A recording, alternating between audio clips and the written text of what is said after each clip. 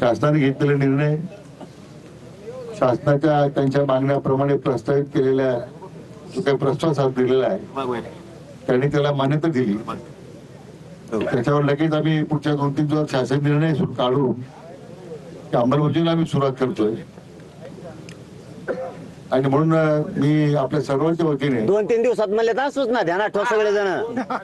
जरांगे पाटील साहेबांना मनापासून धन्यवाद देतो की मी आणि प्रसाद लाड आम्ही या संबंधित केलेली आम्ही जी काही सातत्याने चर्चेमध्ये आम्ही त्या बाबतीमध्ये केलेली जी कार्यवाही आहे त्याला माननीय जरांगे पाटलांनी त्याला संमती दिली, अभ्यासकांनी संमती दिली, आमच्या सगळ्या समाज बांधवांनी संमती दिली.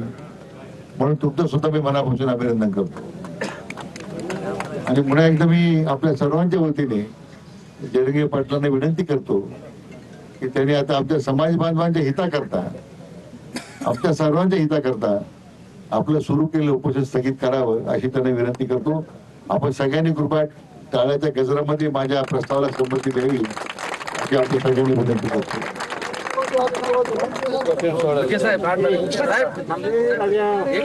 काय करायचं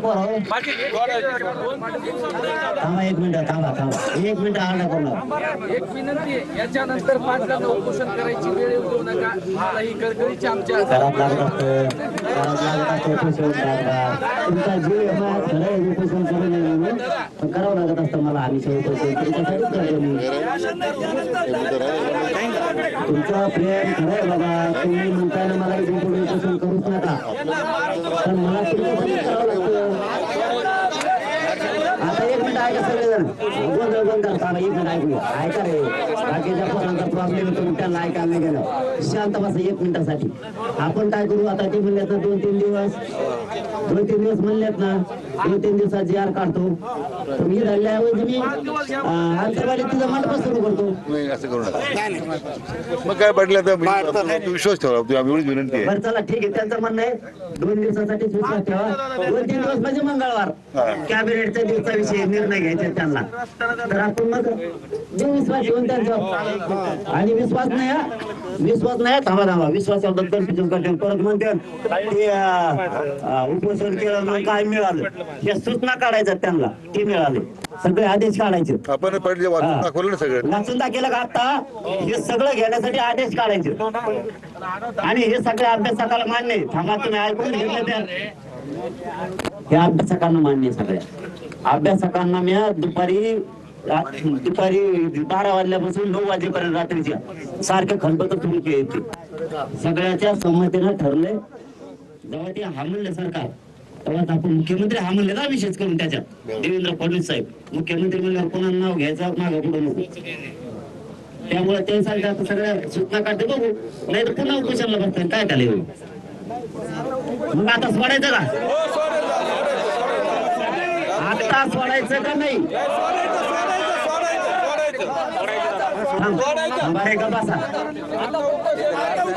थांबा रे. थांब ना, काय म्हणणं आहे तुमचं? आणि मी सोडायचं की विचारतो तर नाही म्हणतो. काय धंदा झाला? मी काय विचारलं, उपोषण सोडायचं का नाही म्हणतो.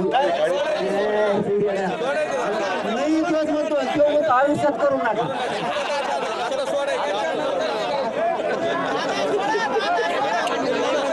तुम्ही जर नाही म्हणत असले तर मी आपल्या कामाला सुरू करतो. बंद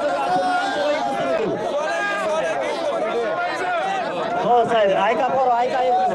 विखे पाटील साहेब, फक्त धोका नको समाजाशी, एवढंच माझं म्हणणं आहे साहेब. कारण फडणवीस साहेब अडचणी आणून आडवं पडू नये, एवढं माझं म्हणणं आहे.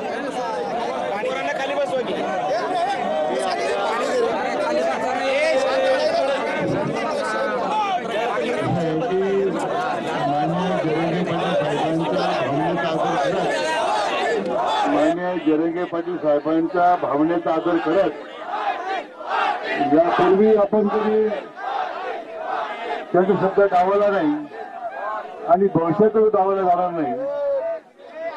आणि म्हणून त्यांना मी विनंती करतो, पुढे पाठी पुढे.